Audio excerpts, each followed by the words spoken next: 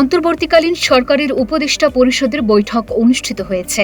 বৈঠকে সভাপতিত্ব করেছেন প্রধান উপদেষ্টা ডক্টর মোহাম্মদ ইউনূস। বৃহস্পতিবার বেলা 11:30 থেকে দুপুর 12:30 পর্যন্ত প্রধান উপদেষ্টার কার্যালয়ে এই বৈঠক চলে।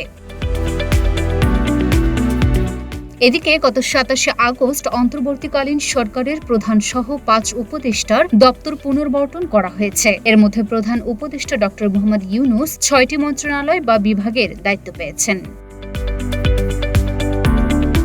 এর আগে গত 16 আগস্ট অন্তর্বর্তী সরকারের 8 উপদেষ্টার দায়িত্ব পুনর্বণ্টন করা হয়। তার আগে 8 আগস্ট প্রধান উপদেষ্টা সহ 14 জন উপদেষ্টা শপথ নেন। ঢাকা ও দেশের বাইরে থাকায় 3 উপদেষ্টা সেদিন শপথ নেননি। পরদিন 9 আগস্ট প্রধান উপদেষ্টা এবং অন্যান্য উপদেষ্টাদের দপ্তর বণ্টন করে প্রজ্ঞাপন জারি করে মন্ত্রিপরিষদ বিভাগ। সবশেষ 16 আগস্ট বিকেলে নতুন করে আরও 4 উপদেষ্টা শপথ নেন। লুনা ফসনিপা, ঢাকা পোস্ট।